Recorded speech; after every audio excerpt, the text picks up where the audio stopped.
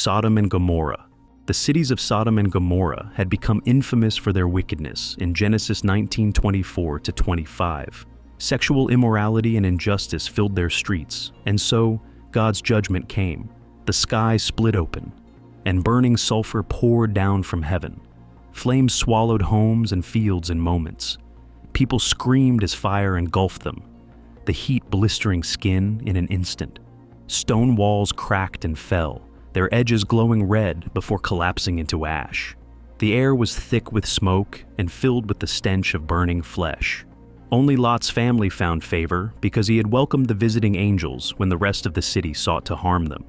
By the time the firestorm passed, there was nothing left, only a silent wasteland under a haze of sulfur that served as a lasting reminder of what happens when corruption is left unchecked. Lot's wife. As the destruction of Sodom and Gomorrah drew near in Genesis 19:26, two angels urged Lot to gather his family and flee before fire fell on the city. Their instructions were clear: do not stop and do not look back. Just before dawn, the four of them ran toward the hills as the streets behind them filled with chaos. But Lot's wife couldn't resist her urge. She turned her head toward the city she had left, and in an instant, her body hardened, her skin and hair crystallizing into coarse salt. She froze mid-step, her face fixed toward the flames. The wind coated her still form with drifting ash until the shape was almost unrecognizable. She remained rooted to the spot, a lifeless pillar gazing forever toward the place where the fire had fallen. The plagues of Egypt. In Exodus 7 through 12, the Pharaoh had enslaved Israel for generations and refused every demand to set them free. In answer, God struck Egypt with 10 plagues, each more devastating than the last. It started with the Nile River turning red, the water thick and foul, and the smell of death hanging in the air. Soon the land itself seemed to turn against its people. Animals swarmed into homes, insects filled the skies, and sickness struck both man and beast. Painful sores covered skin, storms of ice and fire tore through the fields, and what little was left was eaten by clouds of locusts. Darkness fell for days, and then, when nothing more seemed possible, God's most brutal plague struck every Egyptian family, killing all their firstborn sons, including the Pharaoh's son. The wailing that followed filled the night, for there was not a single house without a body to bury. Only then did Pharaoh release the Israelites, and Egypt was left broken. The golden calf incident. While Moses was on Mount Sinai receiving the 10 Commandments, the people grew impatient. They gathered around Aaron and demanded gods they could see. From their gold, he created a calf idol, and they worshipped it with songs and wild celebration. When Moses came down and saw people dancing around the idol, his fury erupted and shattered the stone tablets as he stood at the entrance to the camp. He called out for those loyal to the Lord to come to him, as Exodus 32:26 through 28 records. The Levites rallied to his side, swords in hand, and at his command, they moved through the camp, striking down neighbors and relatives without hesitation. By the end of the day, about 3,000 bodies lay in the dust, their blood darkening the ground around the idol. But the judgment didn't end there, as a plague swept through the camp, claiming even more lives until the last traces of the rebellion were gone. Nadab and Abihu. In Leviticus 10:1 through 2, Nadab and Abihu, the sons of Israel's high priest Aaron, had been set apart to serve in the tabernacle. They had been given precise instructions on how to offer incense before the Lord, but despite that, they still chose their own way, bringing unauthorized fire into God's presence. In front of the whole community, they stepped forward with their censers, and without warning, a blast of fire shot out from the Lord. The flames engulfed them instantly, burning through their skin and clothes in a heartbeat, and their bodies fell where they stood, blackened and still, while their censers lay beside them.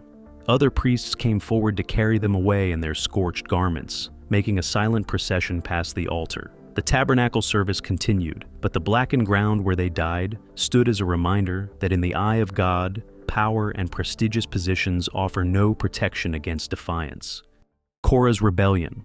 Korah, a Levite, rose up against Moses and Aaron, claiming they had no right to lead Israel. With 250 influential men behind him, he defied the leaders God had chosen and brought their families out to their tents, certain they were in the right.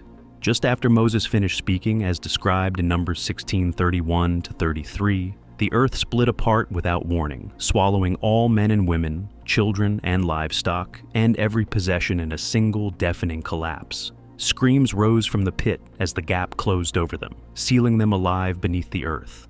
At that same moment, fire burst out from the Lord's presence and swept over the 250 men holding incense burners. The flames consumed them instantly, leaving nothing but blackened shapes in the dirt.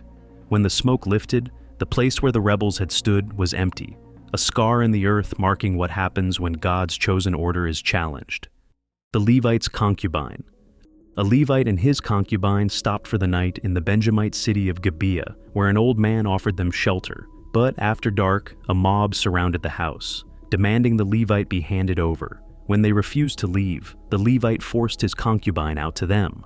What followed was a night of relentless brutality as they took turns assaulting her in the street until she could make no sound.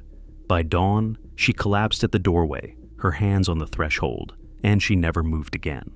As told in Judges 19:22-30, the Levite carried her body home, took a knife, and cut her into 12 pieces, arms, legs, torso, wrapping each part separately.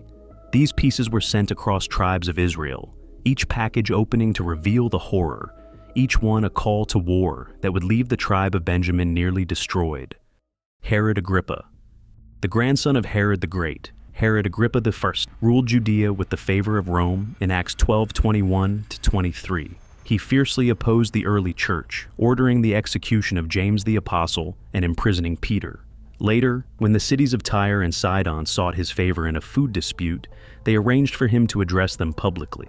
On the appointed day, Herod appeared in flashy royal robes and sat on his throne before the crowd.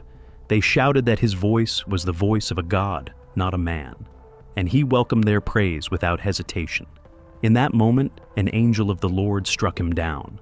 Agonizing pain tore through his stomach as worms began eating him alive from within. For 5 days they consumed his flesh while he lived, and the stench of decay filled his home. When death finally came, the king who had been compared to a god was already half rotted, his body claimed by the worms long before the grave. The stoning of Achan. After the fall of Jericho in Joshua 7:24-25, God commanded that all valuables be destroyed or given to his treasury. But Achan from the tribe of Judah disobeyed and secretly took a fine robe and bars of silver and gold, hiding them beneath his tent. Because of his sin, Israel suffered a devastating defeat in their next battle. When God revealed the truth, Joshua gathered Achan and his family, with all their possessions in the valley of Achor. The entire assembly surrounded them, and judgment began. Stones flew from every direction, striking heads and breaking bones until no one moved. Their bodies, along with their belongings, were piled together and set on fire. Flesh and wood burned to ash in the same flames. When the fire died down, the people raised a great mound of stones over the spot. A reminder of the day an entire household was buried under the weight of their own judgment. Ananias and Sapphira. In the early days of the church, many believers sold property and brought the full amount to the apostles to support those in need. In Acts 5:1-11, Ananias and his wife Sapphira sold a piece of land but secretly kept part of the money for themselves while pretending to give it all. When Ananias laid the money at the apostles' feet, Peter confronted him for lying not to men, but to God. And in that exact moment, Ananias collapsed and died. His body was wrapped and buried within hours. 3 hours later, Sapphira arrived, unaware of what had happened. She repeated the lie, and Peter pronounced the same judgment. She fell dead at his feet, her body carried out to be buried beside her husband. By the end of the day, the couple's scheme had turned into a double funeral. Fear spread through the whole church, and no one doubted that God's judgment could fall without warning. And that wraps up some of the most brutal punishments recorded in the Bible. If this helped you see the darker side of Scripture in a new way, give it a like, subscribe for more breakdowns on Christianity, and hit the bell so you don't miss what's next.